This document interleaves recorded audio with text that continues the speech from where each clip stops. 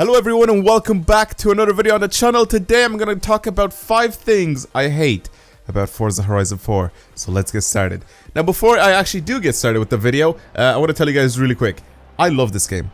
This is my favorite Forza Horizon. Actually, no, scratch that. This is my favorite Forza game, not just Horizon game. This is my favorite Forza game to date.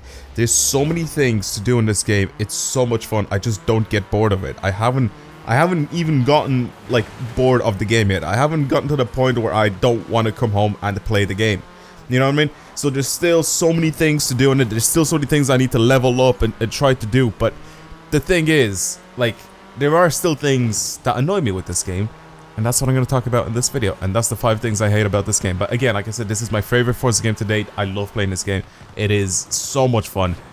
If you do end up getting a game or you're wanting a game for like Christmas or for the holidays, please try and get this game. If you're a car guy, try and get this game. It's honestly so much fun to play. It's really, really good. So, let's get started with our video. Number 1, I'll start off with the size of the parties or the size of the lobbies as well. So, since I realized that you can have, what is it, I think it's like 72 players into a single lobby, I was like so mind blown. I was like, yes, this is exactly what I asked for. This is exactly what I wanted from the previous Forzas. Finally, whenever I have an open lobby, I can get everyone into my lobby. I can actually have fun with everyone. It's gonna be amazing. And then we realized that it's actually not the case. It will fill the lobby with random players, and then the players in your party or the players in your group are only still capped up to 12. Why? Why? If there's an option to have 72 players in a single lobby, why not allow me to have 72 of my party members in the same lobby? Why not? What's the difference between that and having 72 random players? Why do I have to have random players in that lobby? Why can I not just have my own lobby of people that I know? Or even I don't understand that at all. I don't get it.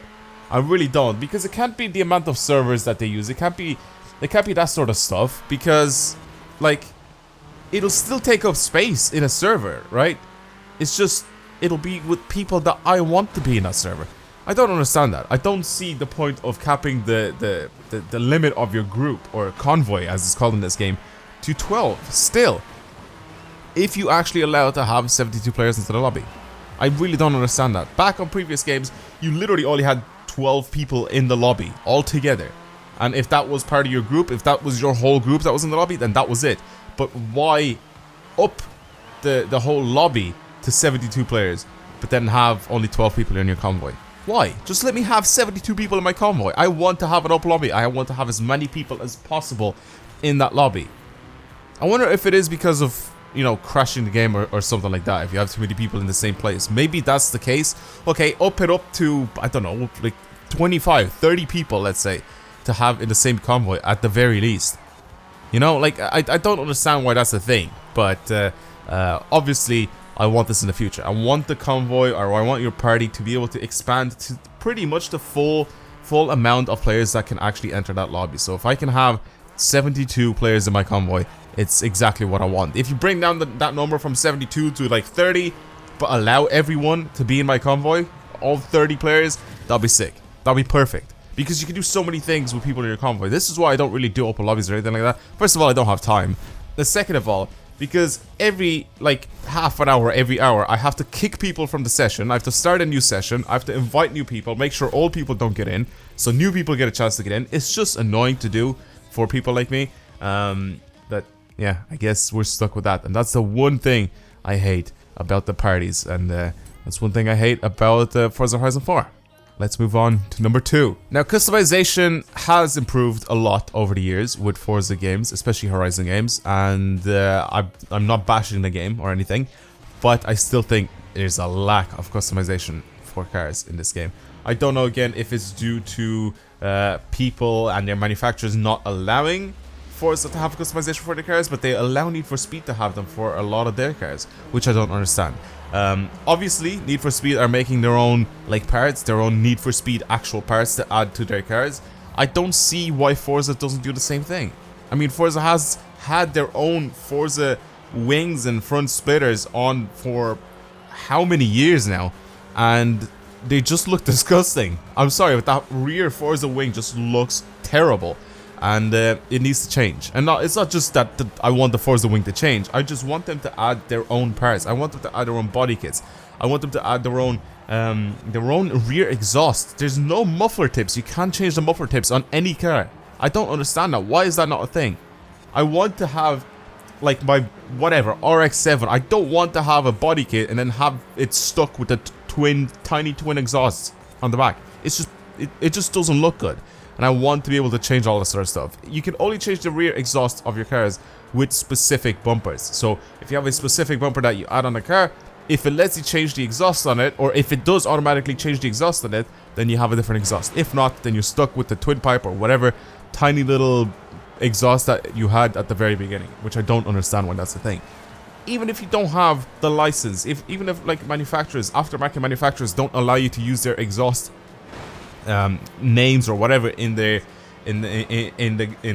game, why not just make your own and just call it the Forza exhaust? You know what I mean? Because Need for Speed, like I said, has been doing it for many years, since Need for Speed Underground 1, when they had like proper customization. They've had the Rocket, the Sonic, the Blast. I remember all of these exhausts, and they're not from real manufacturers. Obviously, they're from like, they made these exhausts. Obviously, they resemble actual exhausts in real life, but I mean, they don't like blast and put everybody's names in the game. Now, number 3 and 4 are gonna go together pretty well. Number 3 is the Team Adventure servers. They are awful. They are so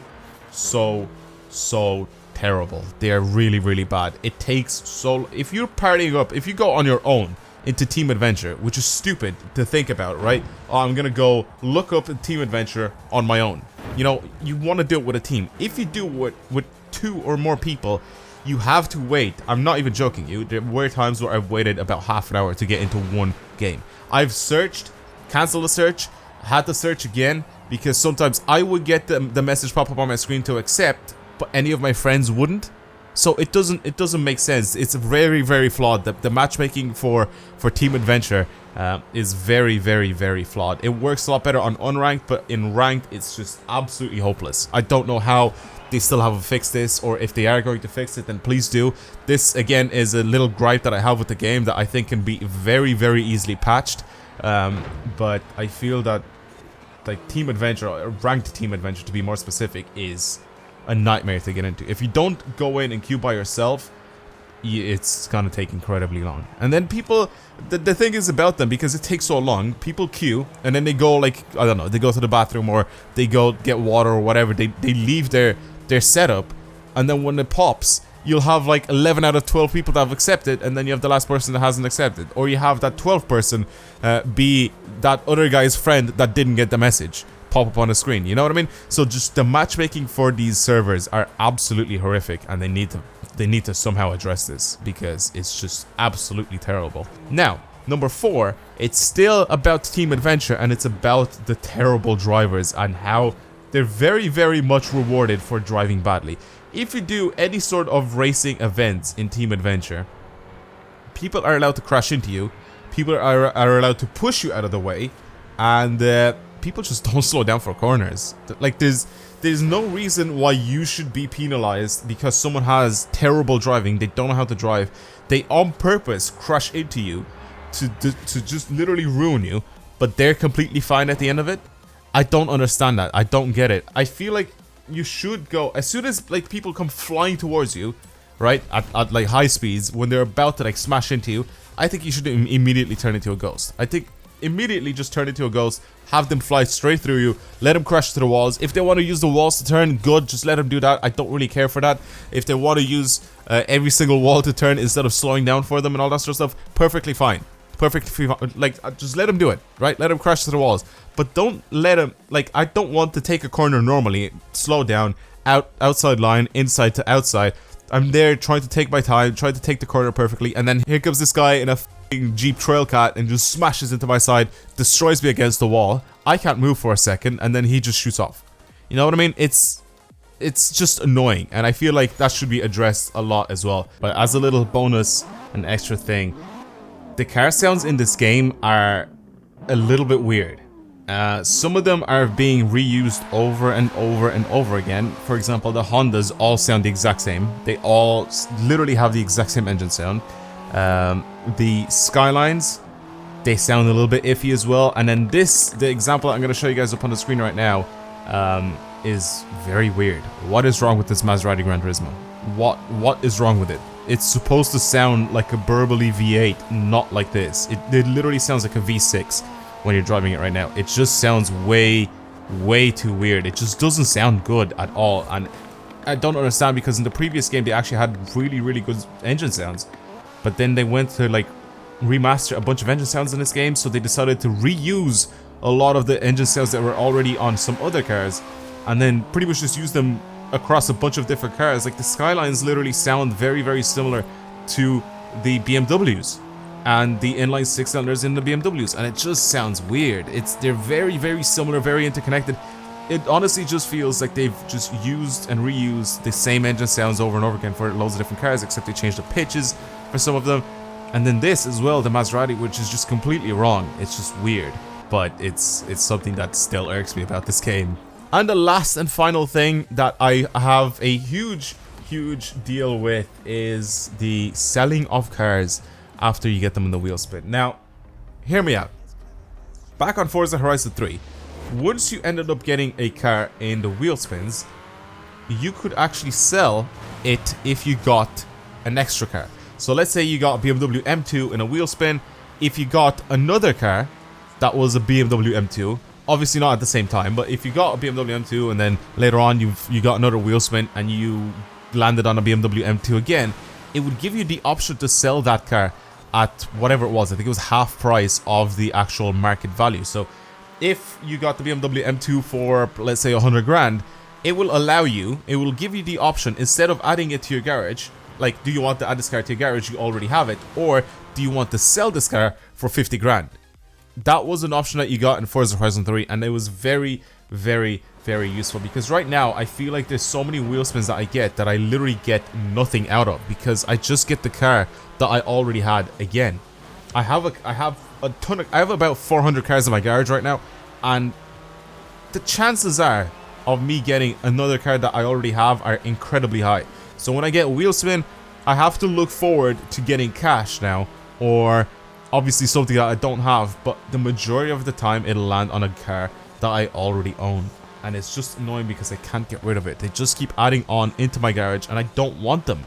And what am I going to do with them? I can't sell them on the auction house. People don't buy like crappy common cars or whatever, uncommon cars. People just don't buy those type of cars. You know what I mean? Like, they just get them with wheel spins like everyone else, and then they're just there. I don't want to have like 40 of them in my garage for no reason. Just give me the option. I want to sell them for 2 grand. Cool. I have a car that's worth like, I don't know, 10 grand or whatever, an S13. Cool. I'll go ahead and sell my duplicate. I don't want to have like 20 of them in my garage. There's no reason for me to have that. And again, like I said, people won't buy it off the auction house, so the only other way to do it is literally going into my garage, finding that car, and then removing the extras. Or just leaving it there. But it's just annoying to have extra cars like that in your garage that are constantly just getting added on, and you just can't sell them through wheel spins. And the thing that annoys me the most about this is because this was an option back on Forza Horizon 3, but it isn't in Forza Horizon 4, and I don't understand why. I don't understand why that feature got taken out of the game. It baffles me, because it was a very good feature. It was very useful. I don't understand why it got removed from the game. I really don't. And that's it. Those are my 5 things I hate about Forza Horizon 4. Again, I absolutely love this game. Everything about this game that I've mentioned right now is annoying. It gets on my nerves, obviously, but the rest of the game, I'm having so much fun playing. I still have fun hopping on, doing Forzathon live events to level up my points, to get the weekly Forza edition cars if I don't already have it, to get whatever else, to get super wheel spins, to get rare cars and all that sort of stuff. It's great. I'm having such a fun time playing this game, and I'm not gonna stop for a long time. So thank you guys very much for watching today's video. If you have anything to add, if there are any things that you guys want to add to this video, let me know down in the comments. What are the things that annoy you the most about this game? let me know. Like I said, I want to read them out. I want to respond to you guys and do all that sort of stuff. I like this whole back and forth between you guys and me. I like when people post comments. I like when people like try to converse with me in the comments. Is great.